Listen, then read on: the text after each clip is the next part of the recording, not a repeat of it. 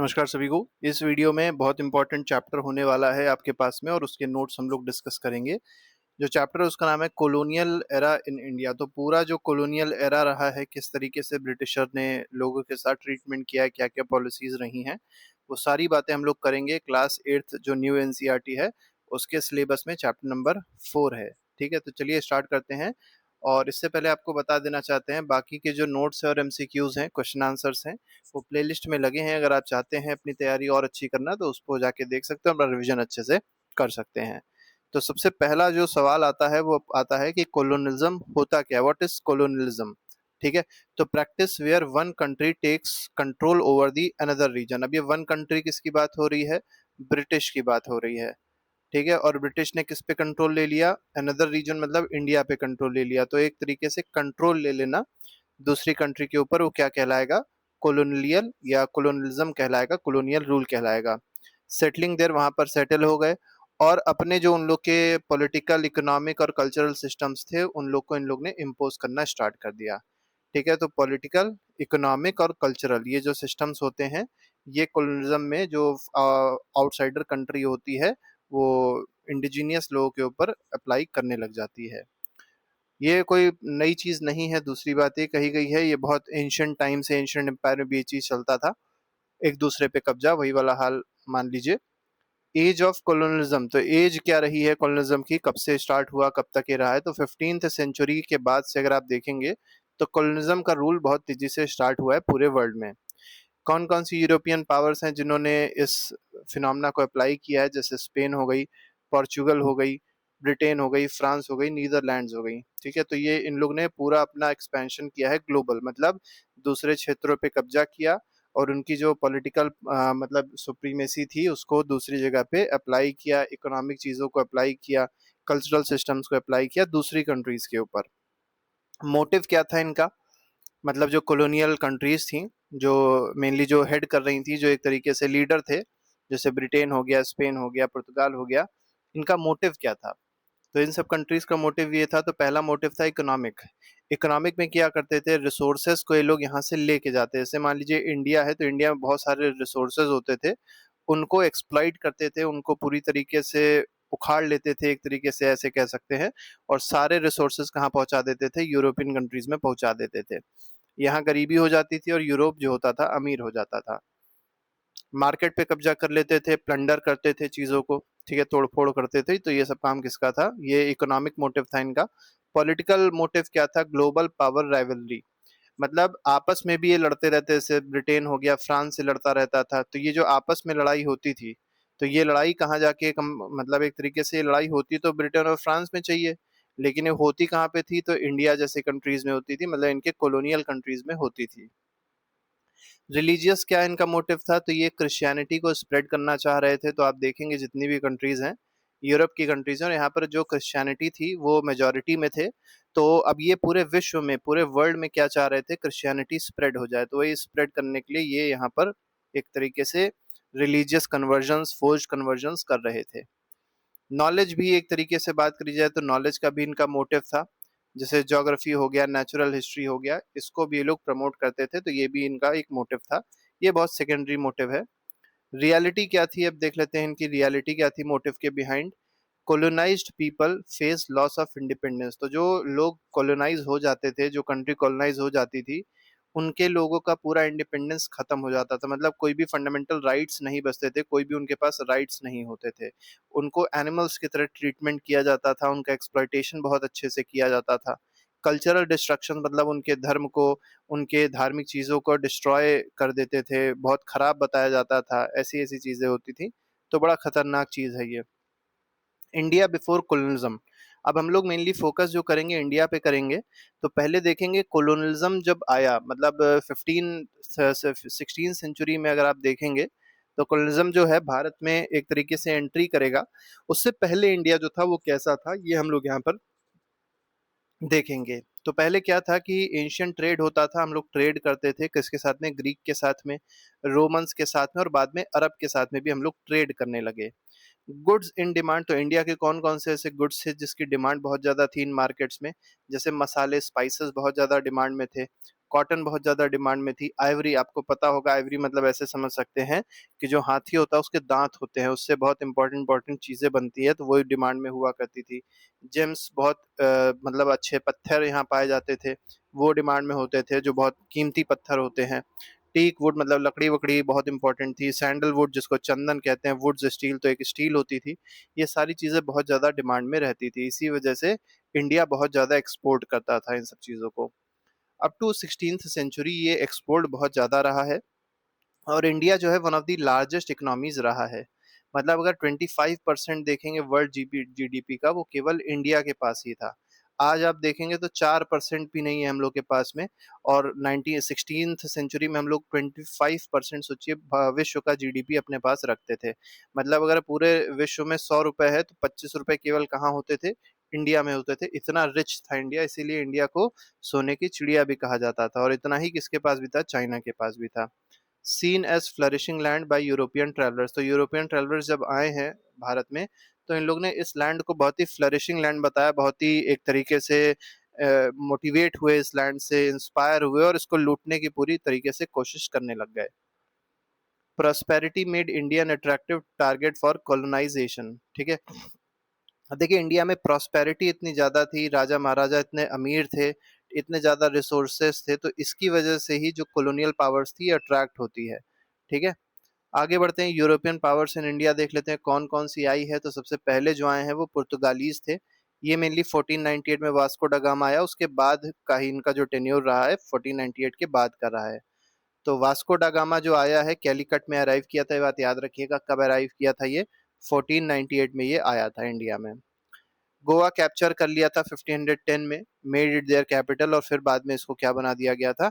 Capital बना दिया गया था। जो इनके वॉइसरॉयज आते थे, जो इनके गवर्नर जनरल आते थे, इन लोग ने ऐसा काम किया था। वास्को डा गामा सब नहीं करेगा, ये आगे चल के जब इनके गवर्नर्स आते हैं तो वो गोवा को कैप्चर कर लेते हैं, उसको अपनी कैपिटल बना लेते हैं, और एक बहुत इंपॉर्टेंट सिस्टम ले आते हैं जिसको कहा गया कर्टास सिस्टम ले आते हैं। कर्टास सिस्टम में क्या होता है, जैसे मान लीजिए ये इंडिया का साउथ है, अब यहाँ से मान के चलिए इंडिया को ट्रेड करना है और अपनी शिप को कहाँ भेजना है? अरब में भेजना है। यहाँ मान के चलिए सऊदी अरब है, यहाँ भेजना है अपनी शिप को। तो क्योंकि अब यहाँ पे कौन बैठ चुका था? यहाँ पर आ चुके थे पुर्तगाली, और पुर्तगालियों के पास जो शिप्स होती थी, जो इनकी नेवी थी, बहुत स्ट्रांग थी। तो इन लोग ने अपनी सारी नेवी जो थी यहाँ लगा दी थी, ठीक है। अब यहाँ अगर नेवी बैठी है, तो यहाँ से जब इंडिया इंडिया के जो ट्रेडर्स थे ट्रेड करने जाते थे, तो नेवी क्या करती थी? इनसे पैसा मांगती थी, वसूली करती थी कि अगर आपको यहाँ पहुँचना है सऊदी अरब, तो इस रास्ते से जा रहे हैं, तो हमको पहले पैसा दीजिए, नहीं देंगे तो आपकी शिप का तो वापस कर देंगे या तो इसको हम रख लेंगे। इसी को कहा गया कर्टा सिस्टम, परमिट्स दिए जाते थे। मोनोपोलाइज्ड स्पाइस ट्रेड फॉर 100 साल, 100 साल के लिए सोचिए मोनोपोली बना ली थी स्पाइस ट्रेड की। इसका मतलब स्पाइस का जो व्यापार है वो केवल कौन करेगा? पुर्तगाली करेंगे। 100 साल के लिए सोचिए एक मोनोपोली बना ली थी, कोई और नहीं कर सकता, केवल पुर्तगाली ही करेंगे और कोई नहीं करेगा। इससे निगेटिव इम्पैक्ट्स क्या-क्या हुए इनकी वजह से? तो रिलीजियस परसिक्यूशन हुआ, इन लोग ने बहुत ज़्यादा फोर्स्ड कन्वर्जन करने की कोशिश करी, क्योंकि आपको पता है इंडिया में अगर आप देखेंगे तो मेजॉरिटी में उस समय भी हिंदूज़ थे, और भी कई सारी कम्युनिटीज़ थी, जैसे इस्लाम भी था उस समय, मुस्लिम्स थे, ठीक है? बुद्धिज़्म थे, जैन थे, और इनको सबको क्या करने लग गए? ये कन्वर्ट कराने लग गए, किसमें? क्रिश्चियनिटी में, फोर्स्ड कन्वर्जन करने लग गए। बहुत सारे मंदिरों को भी इन लोग ने तोड़ा। एक बहुत इंपॉर्टेंट रूल भी ये लोग निकाले जिसको कहा गया गोवा इंक्विजिशन। मतलब गोवा इंक्विजिशन का मतलब ये है कि गोवा में पर्टिकुलरली क्या किया जा रहा था? फोर्स्ड कन्वर्जन किया जा रहा था, और ये 1560 से 1812 तक चला है। और इसमें हुआ क्या है मेनली कि बहुत सारी मतलब ऐसे समझ सकते हैं कि डिप्राइव किया जाता था जो लोग दूसरी कास्ट के या दूसरे रिलीजन के होते थे, और जो क्रिश्चियनिटी के होते थे उनको फेवर किया जाता था, उनको कुछ स्पेशल चीज़ें दी जाती थी, मतलब स्पेशल राइट्स दिए जाते थे। ऐसे आप इसको समझ सकते हैं, मतलब इनइक्वालिटी और इक्वालिटी की बात यहाँ पर अगर देखा जाए तो हो रही थी, कि जो लोग दूसरे रिलीजन के थे उनके साथ पूरी तरीके से इनइक्वालिटी होती थी, उनका मतलब बहुत ज़्यादा दुर्व्यवहार होता था उनके साथ में, तो बड़ी प्रॉब्लम थी उनके साथ में। पर्पज़ यही था कि सभी के जो है वो क्रिश्चियन में कन्वर्ट हो जाएँ। दूसरे आते हैं डच। अब डच के बारे में देखेंगे, डच का क्या है? ये 17th सेंचुरी में अराइव करते हैं। फोकस्ड मेनली और कॉमर्स स्पेशली स्पाइसेस। अब इनका जो फोकस था वो भी क्या था? ट्रेड था, या स्पाइसेस का मेनली ट्रेड था इनका मेन फोकस। इनके जो ट्रेडिंग पोस्ट थे वो किधर थे, तो सूरत हो गया, कोचीन हो गया, मसूलीपट्टनम हो गया और नागपट्टिनम हो गया। ठीक है, तो ये सब अगर आप देखेंगे कोस्टल एरियाज हैं, जैसे सूरत आप देखेंगे गुजरात में पड़ता है, कोचीन हो गया, मसूलीपट्टनम हो गया, सब साउथ में आपको देखने को मिलेंगे। तो यहाँ पर इन लोग ने, डच वालों ने क्या बनाई थी, अपनी ट्रेडिंग पोस्ट बना ली थी। Defeated by Travancore king Martand Verma, Martand Verma ने क्या कर दिया था, डच को हरा दिया था। ठीक है, और किस बैटल में हराया था, तो बैटल ऑफ कोलाचेल में हराया था 1741 में। तो बैटल ऑफ कोलाचेल अगर पूछा जाए किसके किसके बीच में हुआ था, तो डच और मार्तंड वर्मा जी के बीच में हुआ था। मार्तंड वर्मा कहाँ के किंग थे, त्रावणकोर के किंग थे। ठीक है, अब जब ये हार गए यहाँ पर, तो इनका जो इन्फ्लुएंस था डच का, वो धीरे धीरे करके क्या हो गया, डिक्लाइन कर गया। तो आपने दो कंपनीज के बारे में देखा, पुर्तगाली और डच के बारे में देखा। इसमें क्या इंपॉर्टेंट है, बैटल ऑफ कोलाचेल बहुत इंपॉर्टेंट है, जो डच और त्रावणकोर किंग मार्तंड वर्मा के बीच में हुआ था। अब यहाँ पर आप थोड़ा सा देख लीजिए, ये आपको एक पिक्चर दिखाई पड़ रही होगी। ये जो है मार्तंड वर्मा ही जो है बैठे हुए हैं, और इनके सामने आप दिखाई पड़ रहा होगा यहाँ पर एक डच का एक सिपाही आया है, या कह सकते हैं गवर्नर आया है। अ depiction of surrender of Dutch forces, तो डच फोर्स जो है वो सरेंडर कर रही है, ठीक है, मार्तंड वर्मा के सामने, आफ्टर द बैटल ऑफ कोलाचिल 1741। ठीक है, और ये कहाँ पर सरेंडर हो रहा है, तो पद्मनाभपुरम पैलेस में ये सरेंडर हो रहा था। ठीक है, आगे बढ़ते हैं। दो हमने पढ़ लिया, अब आते हैं थर्ड पे, फ्रेंच। ठीक है, हालांकि पहले अगर आप देखेंगे, फ्रेंच जो है अपनी फैक्ट्रीज को सेटअप कर लेंगे। तो पहला जो ट्रेडिंग पोस्ट इन्होंने अपना सेटअप किया सूरत में, क्योंकि आप देखेंगे सूरत जो है गुजरात में है, गुजरात के कोस्ट पे है, बड़ी अच्छी जगह थी और यहाँ से आसानी से ट्रेड हो सकता था। ठीक है, पूरा वेस्ट साइड में यूरोप की तरफ, अरब साइड में पूरा आसानी से ट्रेड हो सकता था, इसलिए सभी का यही निशाना रहता था कि सूरत पे अपना ट्रेडिंग पोस्ट बनाया जाए। तो 1668 में इन लोग ने बना लिया, पौंडीचेरी में 1674, मतलब 6 साल बाद पौंडीचेरी तक ये लोग पहुंच गए। गवर्नर बहुत खतरनाक गवर्नर था जिसका नाम था डुप्ले। ये 1742 से 1754 तक रहा है। ये बहुत ही ट्रेंड था, इसने मतलब इसने ट्रेन किया सिपाहीज को, खुद भी बहुत बड़ा ट्रेंड गवर्नर था ये। तो इसने जो भी सिपाही थे उनको ट्रेन किया, and followed indirect rule through puppet rulers, और इसने क्या किया, जो इंडिया के रूलर्स थे उनको अपना पपेट बना लिया। ठीक है, और जो जैसा ये कहता था वैसा ही जो रूलर्स थे वो करते थे। फॉर्ट कार्नेटिक वॉर, सब कार्नेटिक वॉर जो होते थे वो फ्रेंच और ब्रिटिश के बीच में होते थे। तो दोनों के बीच में बहुत सारी लड़ाइयाँ हुई हैं। मेनली आप देखेंगे 3 कार्नेटिक वॉर्स हुए हैं, जिसमें 2 में तो ये रहा था, तीसरे में इसको वापस बुला लिया गया था। तो पूरी तरीके से फ्रेंच आर्मी जो थी हार गई थी ब्रिटिश से। तो ये 1746 से स्टार्ट होते हैं और 1763 तक चलते हैं। लास्ट में आप देखेंगे 1763 में ही बैटल ऑफ वॉन्डी वॉश होता है, और वॉन्डी वॉश में क्या होता है, फ्रेंच को वॉश कर दिया जाता है, और ब्रिटिश जो है वो अल्टीमेट अथॉरिटी पा जाती है पूरे इंडिया पे एक तरीके से। मतलब इंडिया तो नहीं कह सकते, लेकिन साउथ इंडिया पे पूरी अथॉरिटी फ्रेंच की इंग्लिश की हो जाती है, ब्रिटिश की हो जाती है। Lost influence reduce to Pondicherry and few small territories. अब देखिए हुआ कि अभी हमने आपको बताया, जो लास्ट कार्नेटिक वॉर हुआ है, जिसको मतलब थर्ड कार्नेटिक वॉर भी कहा जाता है, उसमें क्या होता है कि फ्रेंच आर्मी जो है वो बुरी तरीके से हराई जाती है और ब्रिटिश आर्मी जीत जाती है। जीतने के बाद क्या होता है, फ्रेंच आर्मी को एक छोटे से रीजन जो कि पौंडीचेरी रीजन था उसमें ही सिमटा दिया जाता है, और साथ ही साथ कुछ और छोटी छोटी टेरिटरीज इनको दे दी जाती है, और बाकी टेरिटरीज जो थी वो ब्रिटिश ने अपने अंडर में ले ली थी। इसके बाद बहुत इंपॉर्टेंट, मतलब ये सब चीज़ें साथ साथ में हो रही थी। इसके बाद बहुत इंपॉर्टेंट एक ऐसे समझ लीजिए कि एक और बहुत इंपॉर्टेंट कंपनी आई थी जिसका नाम था ब्रिटिश ईस्ट इंडिया कंपनी।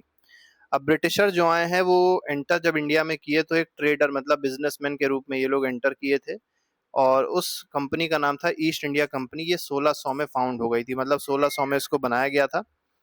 ये कैसे बनी थी, तो एक रॉयल चार्टर होता था। चार्टर मतलब समझ लीजिए कि एक कागज होता था जो क्वीन एलिजाबेथ देती थी, परमिशन होती थी, परमिट होता था, लाइसेंस होता था, जो क्वीन एलिजाबेथ वन ने दिया था इन लोगों को कि आप कंपनी सेटअप कर सकते हैं। इन लोगों ने जो अपना ट्रेडिंग पोस्ट बनाया वो कहाँ बनाया, सूरत में बनाया, मद्रास में बनाया, बॉम्बे में बनाया और कलकत्ता में बनाया। जो स्ट्रेटजीज इन लोग ने यूज करी वो बहुत इंपॉर्टेंट है, कई बार पूछी जाती है ब्रिटिश ने कौन कौन सी स्ट्रेटजी यूज करी थी इंडिया पे रूल करने के लिए। तो पहला तो यही था, डिवाइड एंड रूल, आपस में ये रूलर्स को लड़वा देते थे। ठीक है, और रूलर्स को लड़वा के दोनों में से एक, जैसे मान लीजिए ये पहला रूलर हो गया, ये दूसरा रूलर हो गया, ये थोड़ा मजबूत था, तो ब्रिटिश क्या करते थे, इसको सपोर्ट कर देते थे। अब ब्रिटिश ने जब सपोर्ट किया इसको, तो ये तो कमजोर था, अब इन दोनों ने मिलके क्या कर दिया, इसको हरा दिया, तो ये तो मर गया, इसको हरा दिया गया। अब ब्रिटिशर क्या करते थे, जैसा इसको करना था इसको बताते थे। जब तक ये ब्रिटिश की बात मानता था तब तक ये राजा बना रहता था। जैसे ही इसने ब्रिटिश की बात मानना बंद किया, इसका भी गेम तमाम कर दिया। अब कौन बचा, केवल ब्रिटिश बचे। तो इसी को कहते थे डिवाइड एंड रूल। तो इस तरीके से इन लोग ने पूरे भारत पे धीरे धीरे करके कब्जा अपना कर लिया था। बैटल ऑफ प्लासी हुई थी 1757 में। अब यहाँ पर क्या है, रॉबर्ट क्लाइव ने किसको डिफीट किया था, सिराजुद्दौला को डिफीट किया था। ये बात याद रखिएगा कि बैटल ऑफ प्लासी जो हुआ 1757 में, उसमें रॉबर्ट क्लाइव था। रॉबर्ट क्लाइव ने सिराजुद्दौला को डिफीट किया था। और क्यों डिफीट कर पाया था, क्योंकि मीर जाफर जो इनका कमांडर था सिराजुद्दौला का, इसने गद्दारी कर दी थी। ये मिल गया था किसके साथ में, रॉबर्ट क्लाइव के साथ में। और क्यों मिल गया था, क्योंकि नवाब बनना चाह रहा था। ये क्या बनना चाह रहा था, नवाब बनना चाह रहा था। सिराजुद्दौला को हटा के खुद नवाब बनना चाह रहा था। और ऐसा होता भी है कि जब सिराजुद्दौला मारा जाता है तो नवाब किसको बना दिया गया था, मीर जाफर को बना दिया गया था। डॉक्ट्राइन ऑफ लैप्स एक और बहुत इंपॉर्टेंट मतलब इनकी पॉलिसी थी। डॉक्ट्राइन ऑफ लैप्स में क्या करते थे, हड़प लेते थे स्टेट्स को।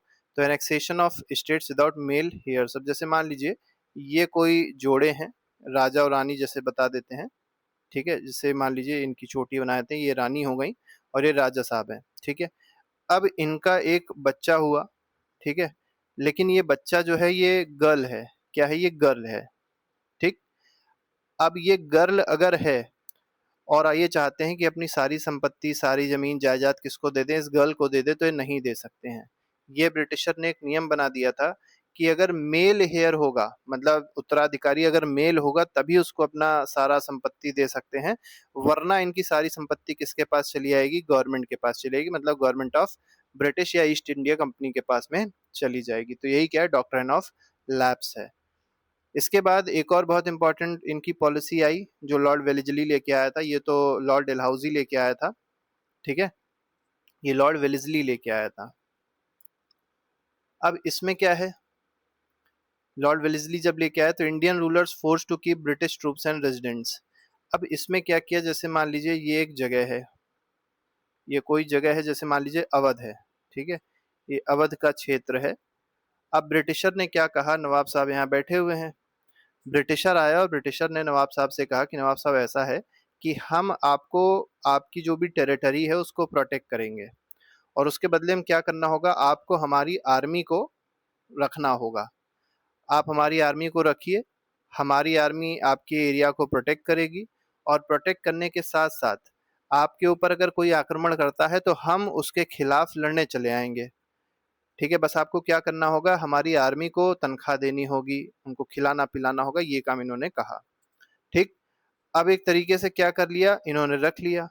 इन्होंने रख लिया तो आर्मी तो थी मजबूत, धीरे धीरे करके इन्हें खा गई, ठीक है। तो ऐसे आप इसको समझ सकते हैं, यही था एक तरीके से सब्सिडरी अलायंस। मतलब आर्मी सेटअप कर देते थे लोग दूसरे के, मतलब जो भी एम्पायर होता था, जो भी उनका क्षेत्र होता था, रीजन होता था, उसमें अपनी आर्मी लगा देते थे और रूलर की सहमति से लगाते थे, ठीक है। रूलर फंस जाता था, ऑप्शन ही कोई नहीं होता था, करें तो करें क्या, ठीक है। ये देखिए रॉबर्ट क्लाइव की फोटो बनी हुई है, leading the East India company troops at Plassey. तो प्लासी में देखिए लीड कर रहा है ये अपने ट्रूप्स को। 1757 में विलियम हीथ ने पेंटिंग बनाई है।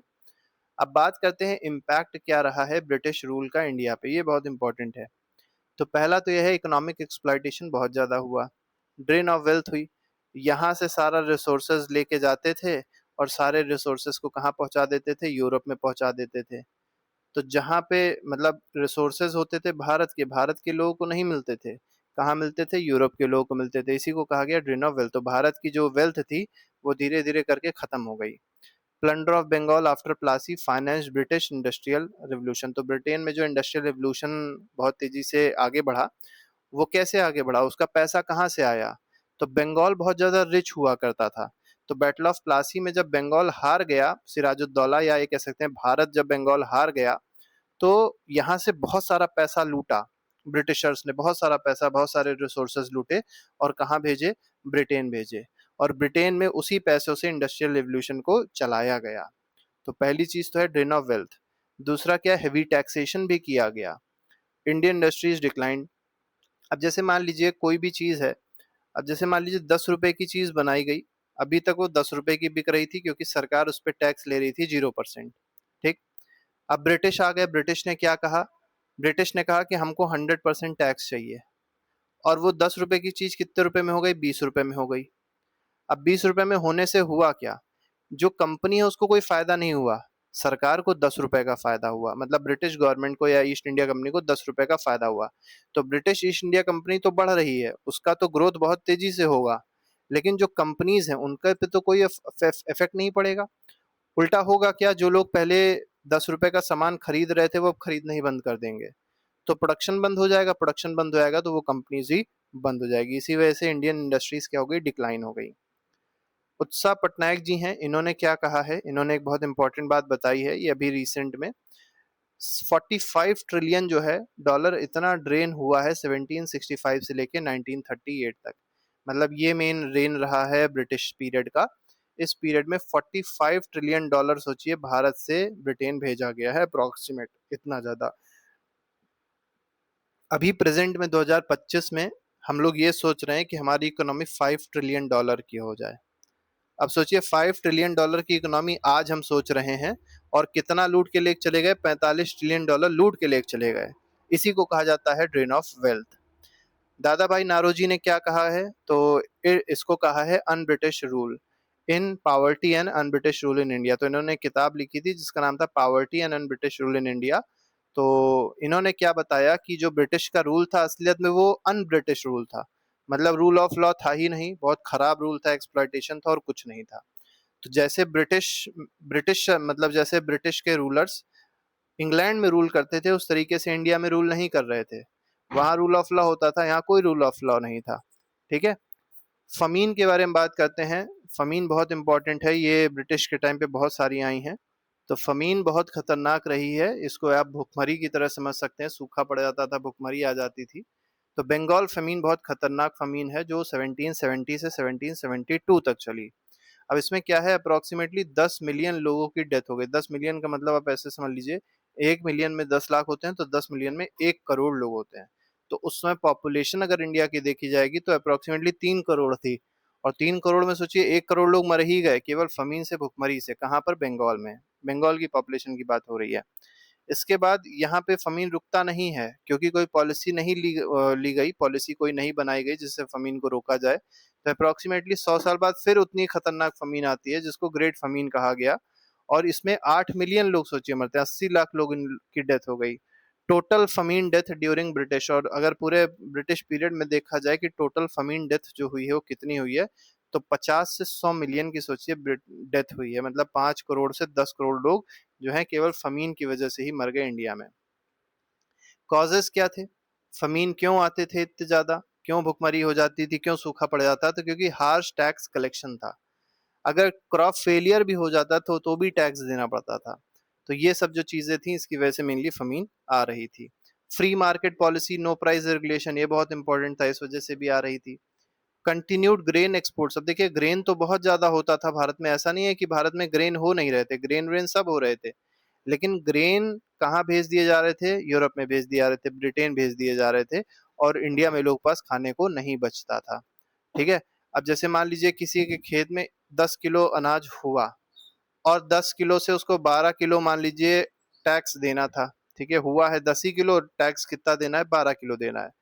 तो उसका वो 10 किलो जो हुआ था वो तो चला ही जाएगा, उसको 2 किलो का और कहीं से जुगाड़ करना पड़ेगा, चाहे वो कुछ बेचे, लेकिन उसको देना पड़ता ही था। नहीं तो बहुत ज्यादा इनको मारा जाता था, पीटा जाता था, बहुत यातनाएं करी जाती थी इनके साथ में। अब जब उसने सारा अपना अनाज दे दिया तो इस पर्सन के पास, इस गरीब किसान के पास कुछ बचा ही नहीं खाने को।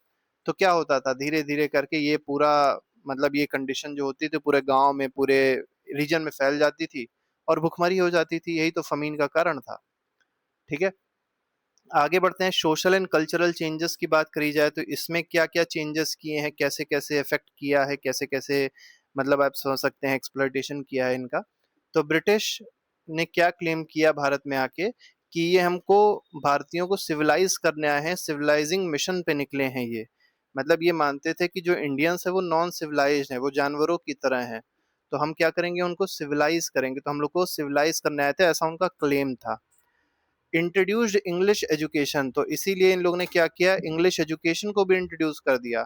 और इंग्लिश एजुकेशन जो है वो मेनली मैकुले मिनट जो आया था 1835 में, उससे इंट्रोड्यूस कर दी गई इंडिया में। imposed western education but also created new educated elite. देखिए इन लोग ने वेस्टर्न एजुकेशन को इम्पोज तो किया ही किया है, और साथ ही साथ ऐसे कुछ एजुकेटेड इलाइट को क्रिएट करा है जो इंडियंस थे। मतलब इंडियंस जब इंग्लिश लैंग्वेज पा गए, मतलब जब इंग्लिश जो इंडियंस जो थे वो इंग्लिश समझ गए, इंग्लिश बोलने लग गए, तो वो अपने को इंडियंस नहीं समझ रहे थे, वो अपने को क्या समझने लग गए, ब्रिटिश समझने लग गए थे, ब्रिटिशर समझने लग गए थे, और इंडियंस को इंडियन ही बहुत ज्यादा बुरा मानने लग गए थे। तो ये सब चीजें बड़ी खतरनाक थी। ठीक है। और इसके बाद क्या होता है, फ्रीडम स्ट्रगल होता है, क्योंकि कुछ ऐसे भी एजुकेटेड एलाइट्स बने जिन्होंने चीज़ों को पढ़ा, जिन्होंने फ्रेंच रिवॉल्यूशन के बारे में पढ़ा, रशियन रिवॉल्यूशन के बारे में आगे पढ़ा, और उनसे प्रेरित हुए, और प्रेरित होके आगे फ्रीडम स्ट्रगल पूरी पूरी उन लोगों ने लीड करी।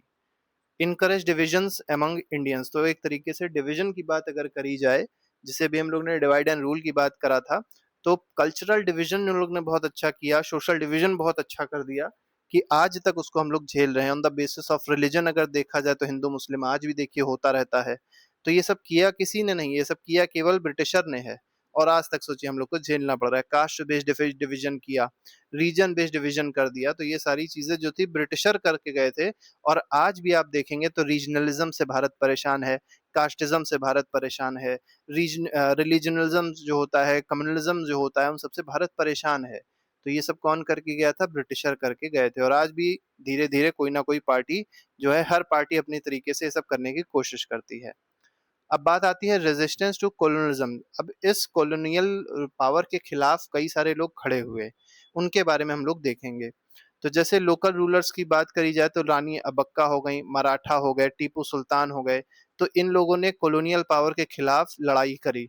जैसे मराठा में आप देखेंगे तो बाजीराव हो गए, और बहुत सारे हो गए। इन्होंने मतलब सब क्या किया है, ब्रिटिश को हटाने की कोशिश करी, एंग्लो मराठा वॉर हुआ है। टीपू सुल्तान में आप देखेंगे तो ये मेनली अगर आप देखा जाए तो एंग्लो माइसोर वॉर हुए हैं 4। ठीक है, तो एंग्लो माइसोर वॉर हुए। लेकिन आखिरी में होता क्या था, क्योंकि ब्रिटिश के पास जो आर्मी थी वो बड़ी पीस, मतलब बहुत ही डिसिप्लिन थी, बहुत ही अच्छी आर्मी थी, ट्रेंड आर्मी थी। और जो भारत के रूलर्स के पास लोग थे वो उतने ट्रेंड नहीं थे, ना हमारे पास उतने अच्छे वेपन्स थे, इसकी वजह से हम लोग कहीं ना कहीं पीछे रह जाते थे। लेकिन इसके बाद एक बहुत इंपॉर्टेंट रिवोल्ट होता है जिसको कहा गया है 1857 का रिवोल्ट। इसमें जो ईस्ट इंडिया कंपनी के सिपॉयज थे, इंडियन सिपॉयज, उन लोगों ने खुद ही रिवोल्ट कर दिया था, किसके खिलाफ में, ब्रिटिश ईस्ट इंडिया कंपनी के खिलाफ में। तो ये पहला लार्ज स्केल अपराइजिंग था ब्रिटिश रूल के खिलाफ 1857 में। इसके बाद रिवोल्ट्स कंटिन्यू हुए हैं, अपराइजिंग्स हुई हैं, जैसे ट्राइबल रिवोल्ट हुए हैं, पीजेंट रिवोल्ट हुए हैं, और प्रिंसली स्टेट्स जो हैं उन लोगों ने भी ब्रिटिशर को भगाने की कोशिश करी है, लेकिन बहुत ही असफलता हमेशा सामने रही भारत के लोगों के। बिग पिक्चर क्या यहाँ पर देखने को मिलती है, कॉलोनिज्म जो है वो एक तरीके से क्या है, प्लंडर है, एक्सप्लॉयटेशन है, disguised as trade and progress. तो कहा तो गया था कि ट्रेड और प्रोग्रेस होगा, लेकिन हुआ क्या, प्लंडर, तोड़ फोड़ हुई, और पूरी तरीके से एक्सप्लॉयटेशन हुआ। इंडिया ट्रांसफॉर्म हो गई। पहले प्रॉस्पेरस इकोनॉमी होती थी इंडिया में, एक पैराडाइज माना जाता था इसको। बाद में यहाँ फमीन आने लग गए, पावर्टी आ गई, डिपेंडेंसी हो गई। तो सोचिए आज भी आप देखेंगे पावर्टी बहुत बड़ी एक प्रॉब्लम बनी हुई है। तो पैराडाइज से इंडिया क्या बन गया, हेल बन गया, मतलब स्वर्ग से क्या बन गया, नरक बन गया, कॉलोनियल रूल की वजह से।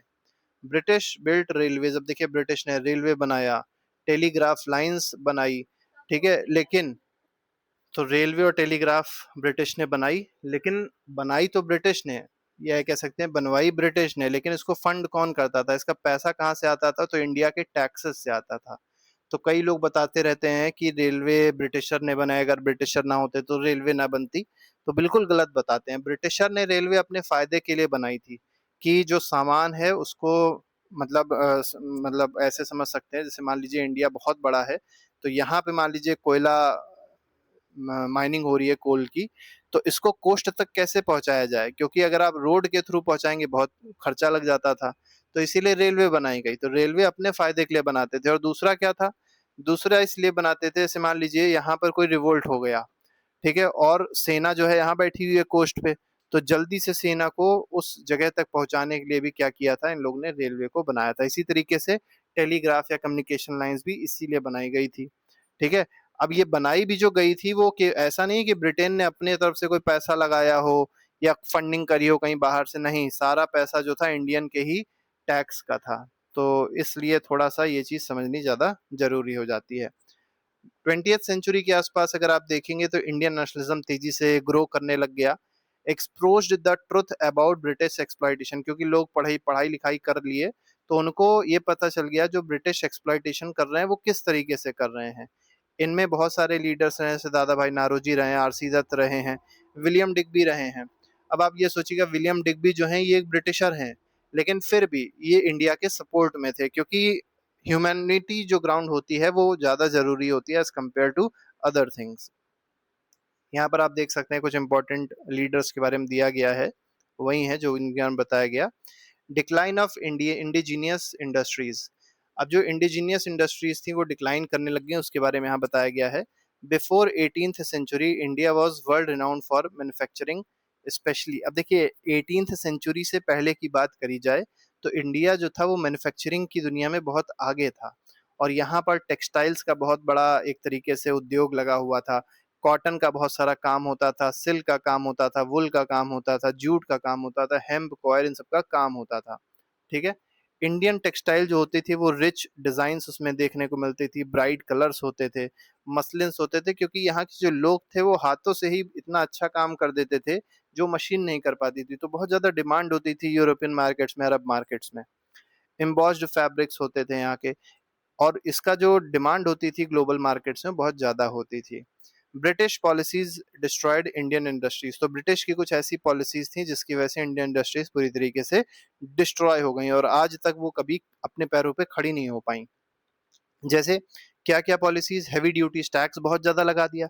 अब अगर आप 100% तक टैक्स लगा दोगे तो एक्सपोर्ट हो ही नहीं पाएगा सामान, और सामान जब एक्सपोर्ट नहीं होगा तो इंडस्ट्रियल जो वर्कर्स हैं उनको नौकरी नहीं मिलेगी, वो छोड़ देंगे काम, क्योंकि कुछ चाहिए ही नहीं किसी को। ठीक है। जब कोई चीज बिक ही नहीं रही है तो डिमांड जीरो है, तो डिमांड जब जीरो है तो इंडस्ट्री में प्रोडक्शन जीरो हो जाएगा, और इंडस्ट्री में जब प्रोडक्शन जीरो हो जाएगा तो कोई भी लेबर वहां पे काम ही नहीं पाएगा। तो एक तरीके से अनएम्प्लॉयमेंट हो जाएगी और गरीबी बढ़ जाएगी। तो ये सारी पॉलिसी जो थी बड़ी खतरनाक थी। तो heavy duties on Indian textile imported into Britain. तो जो भी इम्पोर्ट होता था ब्रिटेन में इंडिया से, मतलब इंडिया से एक्सपोर्ट होता था ब्रिटेन में। एक्सपोर्ट का मतलब जैसे मान लीजिए ये इंडिया है और ये ब्रिटेन है। ठीक। अब इंडिया से कोई चीज ब्रिटेन जा रही है तो इसको कहेंगे इंडिया इज एक्सपोर्टिंग, और ब्रिटेन ले रहा है, लेने का मतलब होता है इम्पोर्टिंग। तो आप अब समझ जाएंगे ये चीज़ क्या हम लोग बात कर रहे थे, कि अगर इंडिया से कोई भी चीज़ एक्सपोर्ट करते थे ब्रिटेन में हम लोग, ठीक है, तो उस पर बहुत ज़्यादा ड्यूटीज लगा दी गई थी, बहुत ज़्यादा टैक्स लगा दिए गए थे, तो चीज़ें महंगी हो जाती थी। British goods entered India with minimal tariff. अब कोई भी चीज़ अगर ब्रिटेन में बनाई गई और उसको इंडिया में आना है तो यहाँ पे कोई टैक्स ही नहीं लिया जाता था, यहाँ पे टैक्स फ्री ट्रेड होता था। तो ब्रिटेन की चीजें इंडिया में बहुत सस्ती बिकती थी तो लोग उसको बहुत ज्यादा खरीदते थे। ये बहुत खतरनाक पॉलिसी थी, इससे ब्रिटेन को तो बहुत ज्यादा फायदा हुआ, वहाँ का इंडस्ट्रियल रिवोल्यूशन बहुत तेजी से बूम किया, लेकिन इंडिया की जो इंडस्ट्रीज थी वो पूरी तरीके से डूब गई। British controlled sea trade and exchange rates. अब आपको पता है जो काम पहले पुर्तगाली कर रहे थे वो काम अब कौन कर रहा है, ब्रिटिश नेवी कर रही है, ब्रिटेन की नेवी कर रही है। किसी भी मतलब ऐसे समझ सकते हैं, ट्रेडर को पहुंचना है तो पहले यहाँ पे इनको टैरिफ देना पड़ता था, टैक्स देना पड़ता था, चीजें और महंगी हो जाती थी। ठीक है। इंडियन एक्सपोर्ट्स कोलैप्स, तो इस वजह से इंडिया का जो एक्सपोर्ट होता था पूरी तरीके से ठप पड़ गया, तो सारी इंडस्ट्रीज पूरी तरीके से बंद होने लग गई। इससे रिजल्ट क्या हुआ, रिजल्ट ये हुआ कि इंडिया का जो टेक्सटाइल एक्सपोर्ट्स था 19th सेंचुरी में वो बहुत तेजी से गिरा।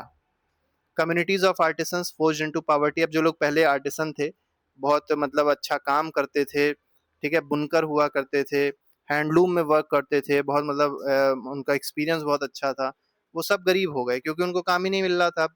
Many return to over tax agriculture, और ज्यादातर को किधर आना पड़ गया, एग्रीकल्चर की तरफ भागना पड़ गया, जिसपे बहुत ज्यादा टैक्स लिया जाता था। तो मतलब सरकार, ब्रिटिश गवर्नमेंट जो थी हर तरीके से लोगों को दबाने में पड़ी हुई थी। Governor general Bentinck 1834। अब ये लॉर्ड विलियम बेंटिक हैं, गवर्नर जनरल 1834 के। इन्होंने क्या कहा, इन्होंने कहा कि bones of cotton weavers are bleaching the plains of India. क्या मतलब है इसका, इन्होंने कहा है कि जो बोन्स है मतलब जो हड्डियां हैं कॉटन वीवर्स की, जो पहले कॉटन के मतलब वीविंग करते थे, जो कॉटन के उसमें काम करते थे मिल में, उनकी वो बहुत मतलब मजदूर लोग जो ऐसे कह सकते हैं, वो अब क्या कर रहे हैं, एग्रीकल्चर का काम कर रहे हैं, एग्रीकल्चर का कठिन काम कर रहे हैं। और पहले जो काम था स्किल का था, तो स्किल्ड वर्कर सब कैसा काम कर रहे हैं, ऐसा काम कर रहे हैं जिसमें मजदूरी चाहिए, ऐसे ये इनका कहने का मतलब था। तो ये स्थिति बता रहे हैं कि बड़ी खराब हो गई थी। केवल यहाँ पर आप देखेंगे टेक्सटाइल इंडस्ट्रीज की बात ही नहीं है, यहाँ पर अगर देखा जाए तो बाकी इंडस्ट्रीज जो थी, जैसे आयरन इंडस्ट्री हो गई, स्टील इंडस्ट्री हो गई, पेपर हो गया, क्राफ्ट हो गया, ये सारी इंडस्ट्रीज भी डिक्लाइन करने लग गई थी। India share of world GDP fail, तो इंडिया का जो वर्ल्ड जीडीपी का शेयर था वो तेजी से गिरा, अप्रोक्सीमेटली 5% जो शेयर था वो गिर गया था इंडिया का जीडीपी का। तो मतलब 25% जो पहले हुआ करता था वो अब तेजी से डिक्लाइन करने लग जाएगा। ठीक है, मतलब अप्रोक्सीमेटली 5% 4% हो जाएगा, जो आज भी उतना ही आप देखेंगे बना हुआ है। ठीक है, तो पाँच पर जो 25% पहले हुआ करता था, सोचिए जो शेयर जीडीपी का, वो 5% तक आ गया था 1947 के आसपास। डिसमेंटलिंग ट्रेडिशनल गवर्नेंस, जो पहले इंडिया में अच्छी खासी गवर्नेंस हुआ करती थी, विलेज पंचायत हुआ करते थे, इसको भी ब्रिटिशर ने क्या कर दिया, डिसमेंटल कर दिया, खत्म कर दिया। अब इसको थोड़ा सा देख लेते हैं, प्री ब्रिटिश मतलब ब्रिटिश से पहले क्या होता था। ब्रिटिश जब आए उससे पहले विलेज में काउंसिल्स हुआ करती थी, पंचायत हुआ करती थी। ये क्या करते थे, जैसे मान लीजिए दो लोग हैं, आपस में लड़ाई हो गई या झगड़ा हो गया, इन दोनों में डिस्प्यूट हुआ, तो ये डिस्प्यूट विलेज की पंचायत ही क्या कर देगी, सॉल्व कर देगी। तो इन लोग को कहीं मतलब कोर्ट नहीं जाना पड़ेगा, पैसा नहीं खर्च करना पड़ेगा। तो इस तरीके की चीजें होती थी। इरिगेशन से रिलेटेड जो भी चीजें होती थी, रोड, कम्युनिटी नीड्स होते थे, ये सब पंचायत फुलफिल करती थी। ठीक है, चार्ल्स मेटकाल्फ ने क्या कहा है 1830s में, village communities are little republics. इन्होंने कहा है कि विलेज जो कम्युनिटीज होती थी, ये क्या होती थी, लिटिल रिपब्लिक्स होते थे। They last where nothing else last, ये तब तक रहेंगे जब तक कोई नहीं रहेगा। मतलब ऐसे समझ सकते हैं इसको कि एक ऐसी चीज बताई है जो कभी खत्म ही नहीं हो सकती है। ठीक है, तो ये बहुत बड़ी चीज उन्होंने बताई है विलेज पंचायत को। अब ब्रिटिश ने क्या क्या चेंजेस किए, तो ब्रिटिश ने पहला चेंज तो ये किया, लोकल सिस्टम जो थे उसको डिसमेंटल कर दिया। तो लोकल सिस्टम जो था उसको पूरी तरीके से खत्म कर दिया गया था। पंचायती राज जो था, मतलब पंचायत जो पहले हुआ करती थी, उसको पूरी तरीके से डिसमेंटल कर दिया। सेंट्रलाइज्ड ब्यूरोक्रेसी क्रिएटेड, मतलब एक ऐसी ब्यूरोक्रेसी क्रिएट कर दी गई जिसपे गवर्निंग कौन कर रहा था, एक सेंट्रल अथॉरिटी कर रही थी, mainly for tax collection and law and order. तो लॉ एंड ऑर्डर का काम भी वही लोग संभालते थे, और टैक्स कलेक्शन का भी वही काम ब्यूरोक्रेसी ही करती थी। Customary laws replaced by British legal codes, तो पहले जो लोकल लॉज हुआ करते थे वो खत्म कर दिए गए और ब्रिटिश के कुछ इंपॉर्टेंट लीगल कोड्स बना दिए गए, उनको अब इम्प्लीमेंट कर दिया गया। कोर्ट बिकेम एक्सपेंसिव, अब देखिए कोर्ट जो था वो एक्सपेंसिव हो गया, बहुत ही स्लो हो गया, जो आज भी है। And alien to common people, और लोकल लोग में अगर आप देखेंगे वो उसको नहीं समझ पा रहे थे, क्योंकि वो उनके लिए एक एलियन टाइप का हो गया था, क्योंकि वो फॉरेन लैंग्वेज में वो लोग बात करते थे, बड़े खतरनाक टाइप के प्रोसीजर थे। तो एक आम इंसान वो सब चीजें नहीं समझ पा रहा था, तो वो उन लॉज के लिए क्या हो गया था, एक तरीके से एलियन का काम कर रहे थे। मतलब वो लोकल लॉज जो पहले वो लोग समझते थे उसकी तरह थे ही नहीं। अब जो चीज उनकी मातृभाषा में होती थी उसको ज्यादा अच्छे समझ लेते थे, अब कोई पत्र आया वो इंग्लिश में लिखा उसको समझ ही नहीं पाते थे वो लोग।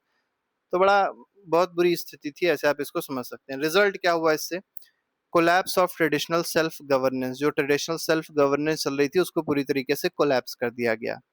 एलाइनेशन ऑफ पीपल फ्रॉम जस्टिस, और जस्टिस नाम की जो पहले चीज होती थी वो एक तरीके से क्या हो गई, लोगों के हाथों से निकल गई और जस्टिस नाम की चीज खत्म कर दी गई। अब बात करते हैं एजुकेशन से, एजुकेशन पे क्या इम्पैक्ट पड़ा है उसको देखते हैं। तो प्री कॉलोनियल इंडिया, मतलब कॉलोनियल इंडिया में अगर देखेंगे उससे पहले की बात अगर करी जाए, ब्रिटिश आने से पहले एजुकेशन कैसी थी, तो डाइवर्स एजुकेशनल सिस्टम थी। तो मतलब एजुकेशनल सिस्टम जो होती थी डाइवर्स होती थी, इसमें पाठशाला हुआ करते थे, मदरसे हुआ करते थे, विहार बुद्धिस्ट से रिलेटेड जो है वो हुआ करते थे, अप्रेंटिसशिप होती थी, इसका मतलब ट्रेनिंग दी जाती थी लोगों को, स्किल दिया जाता था लोगों को। तो इस तरीके की चीजें पहले इंडिया में होती थी। लेकिन अर्ली 19th सेंचुरी में अगर आप देखेंगे तो क्या कर दिया गया, 1 लाख से 1.5 लाख स्कूल बना दिए गए बंगाल में, बिहार में, टीचिंग राइटिंग लर्निंग ये सब चीजें होती थी। ठीक है, ये 18th सेंचुरी मतलब 19th सेंचुरी की बात हो रही है कि 1 लाख से 1.5 लाख स्कूल थे केवल बंगाल और बिहार में। और यहाँ पर क्या-क्या पढ़ाया जाता था, पढ़ना मतलब रीडिंग करना पढ़ाया जाता था, राइटिंग पढ़ाई जाती थी, अरिथमेटिक पढ़ाई जाती थी, ठीक है? ये इंग्लिश एजुकेशन आने से पहले की बात है, 1835 से पहले की बात है, कि इंडिया में भी स्कूल्स हुआ करते थे, ऐसा नहीं कि इंडिया में स्कूल्स नहीं होते थे, बहुत ज़्यादा स्कूल्स हुआ करते थे। आगे बढ़ते हैं, हम लोग 1835 की बात करेंगे, ये टर्निंग पॉइंट था मैकुले मिनट। इसने क्या किया, इंडिया का जो नॉलेज सिस्टम था, लैंग्वेजेस थी, उसको एक तरीके से डिसमिस कर दिया, कहा ये बकवास है, बेकार है, इसको खत्म करो। और इसने एक बात भी कही, a single shelf of good European library was worth the whole native literature of India and Arabia. इसने क्या कहा कि अगर मान लीजिए एक शेल्फ है, एक यूरोप की लाइब्रेरी की शेल्फ है, अलमारी है, और उस अलमारी में जो किताबें रखी हैं वो ज़्यादा गुणवत्तापूर्ण है, किससे, पूरे लिटरेचर जो इंडिया और अरब की जो लिटरेचर है उससे ज़्यादा गुणवत्तापूर्ण है, ऐसा इन्होंने बताया। मतलब पूरी तरीके से क्या करना चाह रहे हैं, इंडिया के लिटरेचर की, इंडिया की साइंटिफिक स्किल्स की, नॉलेज की क्या कर रहा है, सीधे सीधे बेइज्जती कर रहा है मैकुले। एम क्या था, और ऐसा आज हम लोग मानते भी हैं, क्योंकि क्या होता है कि अगर आप देखेंगे कोई भी पर्सन इंग्लिश बोलता है तो हम लोग उसको बहुत पढ़ा लिखा मानते हैं, तो ये कौन दे के गया है, मैकुले में दे के गया, वही चीजें आज भी देखने को मिल रही हैं। एम क्या था इसका, एम ये था कि क्रिएट इंडियंस, कुछ ऐसे इंडियंस क्रिएट किए जाएं जो इंग्लिश हो टेस्ट में और ओपिनियन में, मॉरल में और इंटेलेक्ट में, मतलब वो देखने में तो इंडियन हो लेकिन उनका टेस्ट कैसा हो, इंग्लिश हो, मतलब उनको दाल चावल ना पसंद आए, उनको क्या पसंद आए, पिज्जा बर्गर पसंद आए। ओपिनियन उनका इंग्लिश हो, मतलब उनको हिंदी भाषी लोग पसंद ना आए, उनको मराठी भाषी लोग पसंद ना आए, उनको कैसे लोग पसंद आए, जो अंग्रेजी बोलने वाले लोग हैं वो पसंद आए। मॉरल्स में वो इंग्लिश हो, मतलब ऐसे समझ लीजिए गरीब और अमीर में भेदभाव करना जानते हो, ये मॉरल्स की बात है। इंटेलेक्ट में वो इंग्लिश हो, ये ऐसा ये इंडियन क्रिएट करना चाह रहा था, और पूरी 99% तरीके से सफल भी रहा। आज भी आप देख सकते हैं, सारी चीजें देखने को बहुत आराम से मिल जाएंगी आपको। आउटकम क्या रहा इससे, क्या क्या आउटकम्स रहे, इंग्लिश बिकेम प्रेस्टिज लैंग्वेज, तो इंग्लिश जो है प्रेस्टिज की एक लैंग्वेज हो गई। आप जिस भी स्कूल में पढ़ते होंगे देखते होंगे, ज्यादातर स्कूलों में बोला जाता है स्पीक इन इंग्लिश। अब ये स्पीक इन इंग्लिश क्यों, हिंदी में अगर बात कर रहा है कोई बच्चा तो क्या गलत है, या अगर टीचर पढ़ा रहा है तो उससे कहा जाता है कि इंग्लिश में पढ़ाओ, हिंदी में ना पढ़ाओ, क्यों ना पढ़ाए, और अगर बच्चों को हिंदी समझ में आ रही तो हिंदी में क्यों ना पढ़ाया जाए, इंग्लिश में ही क्यों पढ़ाया जाए। और अगर पेरेंट्स का भी देखा है तो पेरेंट्स भी बच्चों को इंग्लिश पढ़ने पे ही फोर्स करते हैं कि इंग्लिश पढ़ो, इंग्लिश पढ़ो, इंग्लिश पढ़ो, हिंदी बेकार लैंग्वेज है। तो हम लोग ने इस चीज को अपना लिया है, हम लोग के दिमाग में ये चीज बैठ गई है। और ये किसने किया, मैकुले ने किया। ट्रेडिशनल स्कूल जो थे वो डिक्लाइन हो गए, जो पहले के स्कूल हुआ करते थे उनमें कोई जाता ही नहीं, तो वो क्या हो गए, पूरी तरीके से समाप्त हो गए। Created a class of clerks and officials, तो उसने क्या किया, इंडियंस को क्लर्क बना दिया, इंडियंस को ऑफिशियल बना दिया जो ब्रिटिश एडमिनिस्ट्रेशन के लिए काम करेंगे। और ये क्लर्क कैसे हैं, जो चीप वर्क फोर्स है, क्योंकि अगर ब्रिटेन से क्लर्क आएगा उसको 10,000 रुपया देना पड़ेगा, और भारत का जो कोई क्लर्क है उसको 1,000 रुपया देना पड़ेगा। तो कौन अच्छा, ये 1,000 वाला अच्छा है। और वही सेम चीज आप आज भी देखेंगे, जैसे मान लीजिए अमेरिका में कंपनी है जिसका नाम है गूगल। अब गूगल में मान लीजिए यूएस का कोई इंजीनियर होगा जिसकी nationality United states of America की है, उसको दिया जाएगा $1,000, मान के चलिए, एक आपको बता दे रहे हैं कि $1,000 उसकी मंथली सैलरी है, ये ऐसे मत समझिएगा, ये है, मान के चलिए अप्रोक्सीमेट 1,000 या $10,000 मान लीजिए उसकी मंथली सैलरी है। अब मान लीजिए सेम या उससे ज्यादा टैलेंटेड इंडियन गया, आईआईटी कानपुर का पढ़ा हुआ, आईआईटी बॉम्बे का पढ़ा हुआ इंडियन था, और उसको भी वही सेम कंपनी में नौकरी दी गई। और वो जो नौकरी दी गई, उसने कहा, उससे पूछा गया कि आपको कितनी सैलरी चाहिए। अब उसको इसके बारे में तो पता ही नहीं है कि $10,000 यूएस वाला पा रहा है, इसको तो ये पता है कि हमारा खर्चा चल जाए और इंडिया में जाए तो ऐसा लगे कि हाँ अच्छी खासी सैलरी है, 1 करोड़ का पैकेज होना चाहिए। अब 1 करोड़ के पैकेज के चक्कर में उसने कह दिया कि हमको $3,000 आप दे दीजिए। अब ये सोचिए कि अगर कोई $10,000 पा रहा था यूएस वाला और कोई $3,000 में सेटिस्फाई है, तो किसको कंपनी लेगी, इंडियंस को लेगी। इसी वजह से आप देखेंगे इंडियंस जो हैं बहुत सारी कंपनियों में आपको देखने को मिल जाएंगे, जो फॉरेन की कंपनीज है, जो एमएनसीज हैं। क्यों, क्योंकि इंडिया एक चीप लेबर कंट्री है, ये सब लेबर्स हैं, ठीक है, ये जो काम कर रहे हैं गूगल में, माइक्रोसॉफ्ट में या एमएनसीज में, वो सब लेबर्स हैं। और ये ऐसे लेबर्स हैं जो चीप हैं, किसके कंपैरिजन में? अमेरिकन के कंपैरिजन में, यूरोपियंस के कंपैरिजन में, इसीलिए इनको लिया जा रहा है। ठीक है, आगे बढ़ते हैं। रीशेपिंग द इकोनॉमी, तो मतलब आप सीधे सीधे ये चीज देख सकते हैं कि जो चीज क्रिएट करने की कोशिश करी गई थी कॉलोनियल पीरियड में, उसका परिणाम आज भी देखने को मिल रहा है। ठीक है, तो हम लोग आगे बढ़ेंगे रीशेपिंग द इकोनॉमी पे। India's economy transformed into supplier of raw material. तो पहले हम लोग क्या करते थे? पहले हम लोग रॉ मटेरियल नहीं सप्लाई करते थे, पहले हम लोग फिनिश्ड गुड को सप्लाई करते थे। अब हम लोग क्या करने लग गए? अब हम लोग रॉ मटेरियल मतलब कच्चे माल को सप्लाई करने लग गए, क्योंकि हमारे यहाँ इंडस्ट्रीज बेकार हो गई, खत्म हो गई। और मार्केट्स फॉर ब्रिटिश गुड, हम लोग एक मार्केट बन के रह गए ब्रिटिश गुड्स के। आज भी अगर आप देखेंगे तो इंडिया सबसे बड़ा मार्केट माना जाता है। इसीलिए कोई भी कंट्री हम लोग से टकराने की कोशिश नहीं करती है, क्योंकि हम लोग एक बहुत बड़े मार्केट हैं। ठीक है, एग्जाम्पल टेली रेलवेज हो गया, टेलीग्राफ हो गया। Claimed as benefits of colonialism but served British needs। अब ऐसी बहुत सारी चीजें हैं जिनको कहा जाता है कि इसने भारत को फायदा दिया है, लेकिन असलियत क्या है कि ब्रिटिश नीड्स को इसने फुलफिल किया है। जैसे ट्रांसपोर्ट, अब जैसे रेलवे और टेलीग्राफ की बात करी जाए तो इसने कैसे भारत को फायदा, मतलब कॉलोनियल पीरियड को, कॉलोनियल पावर्स को फायदा ज्यादा दिया और इंडिया के नीड्स को सर्व नहीं किया है, ब्रिटिश के नीड्स को सर्व किया है। क्योंकि इसने रॉ मटेरियल को ट्रांसपोर्ट किया पोर्ट्स तक, और उन पोर्ट से आसानी से एक्सपोर्ट किया जा सकता था रॉ मटेरियल। दूसरा, ब्रिटिश गुड्स को डिस्ट्रीब्यूट करने में मदद किया है इसे। Moved troops quickly to suppress revolts, वही सारी बातें जो हमने आपको बताई थी। तो रेलवेज और टेलीग्राफ से रिलेटेड ये बात याद रखिएगा। Build with Indian tax money, अब ये किसके मनी से बनी है? इंडिया के टैक्स से, पेयर की मनी से बना है। Indians funded their own subjugation, मतलब इंडिया ने, सोचिए इंडियंस ने इसको फंड किया है। कई लोग ये सोचते हैं कि पार्लियामेंट हाउस बन गया तो ब्रिटिशर ने बना दिया, भारत ना बना पाता। अरे ये चीज सोचिए कि ये सब बना किसके पैसे से? ऐसा तो है नहीं कि आईएमएफ और वर्ल्ड बैंक से लोन लेके आए हो और बना दिए हो, या कोई ऐसा पहले बैंक हुआ हो उससे लोन लेके आए हो बना दिए हो। नहीं, हमारे पैसे से सब बना है। ठीक है, तो ये सब हमारी चीजें हैं।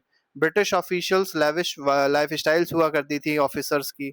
मिलिट्री एक्सपेंसेस बहुत ज्यादा होते थे। अब सोचिए 2 वर्ल्ड वॉर जो लड़ी गई है उसका एक्सपेंस कहाँ से निकाला गया? इंडिया को नोच के, इंडिया को खींच के, इंडिया को चूस के निकाला गया पैसा। ठीक है, पेड बाय इंडियंस, तो सब किसने दिया है? इंडियंस ने ही दिया है। अब हम लोग कुछ अर्ली रेजिस्टेंस मूवमेंट देखेंगे, इसमें बहुत सारे मूवमेंट्स होंगे।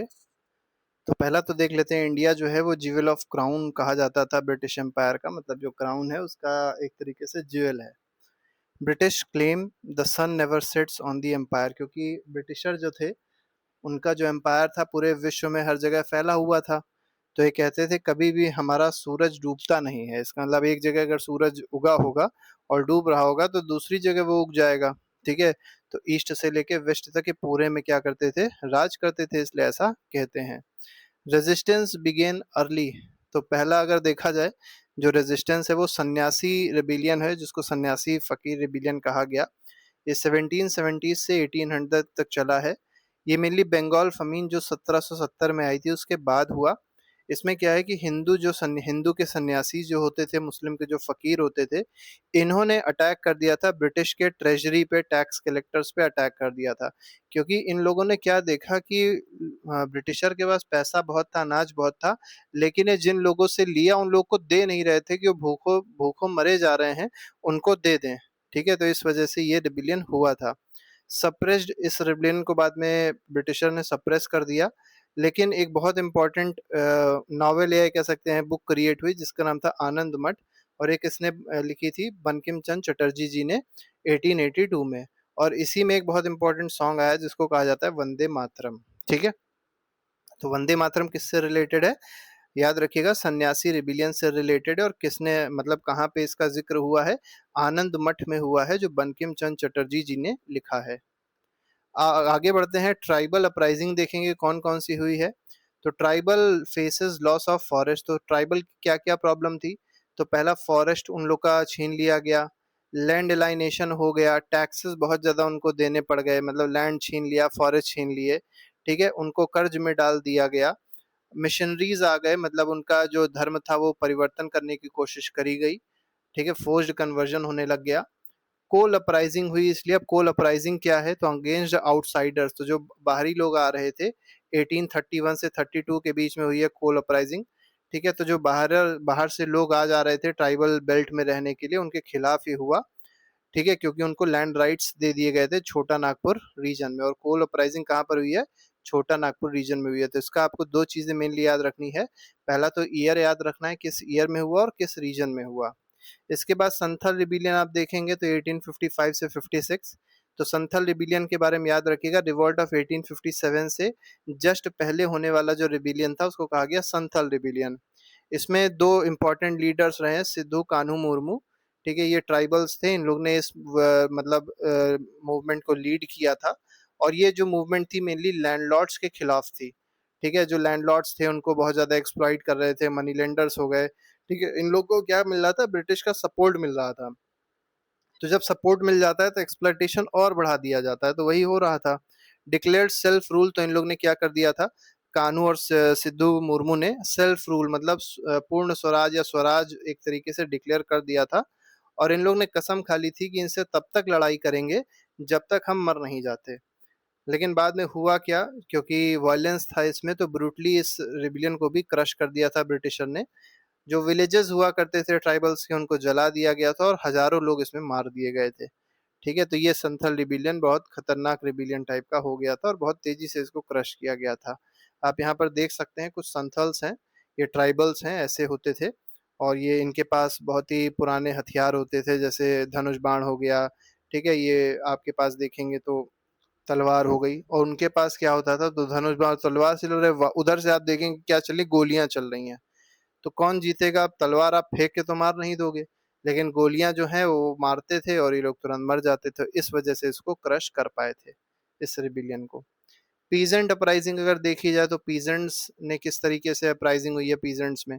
तो पीजेंट्स की प्रॉब्लम क्या क्या थी, तो पहला तो ये था कि बहुत ज्यादा टैक्सेस लिए जा रहे थे, इनसे लैंड छीन लिए गए थे, क्योंकि जब वो टैक्स नहीं दे पाते थे तो उनसे लैंड जो थे उस पर कब्जा कर लेते थे ब्रिटिशर्स। मनी लेंडर्स उनको बहुत ज्यादा एक्सप्लॉइट कर रहे थे, तो ये एक और प्रॉब्लम थी। तो इस वजह से कुछ इंपॉर्टेंट रिवोल्ट्स होते हैं, जैसे इंडिगो रिवोल्ट होता है, जिसको नील क्रांति भी कहते हैं, 1859 से 62, मतलब ये 1857 के जस्ट बाद हुई है, ऐसे इसको समझ सकते हैं। तो 1859 से 62 के बीच में इंडिगो रिवोल्ट हुआ है। इसमें क्या था, जो पीजेंट्स थे उनको फोर्स किया जाता था कि उनको इंडिगो बोना ही बोना है। इंडिगो मतलब नील की खेती करनी ही करनी है। अब नील की खेती से होता क्या है, जो सॉइल की फर्टिलिटी होती है वो पूरी तरीके से समाप्त हो जाती है।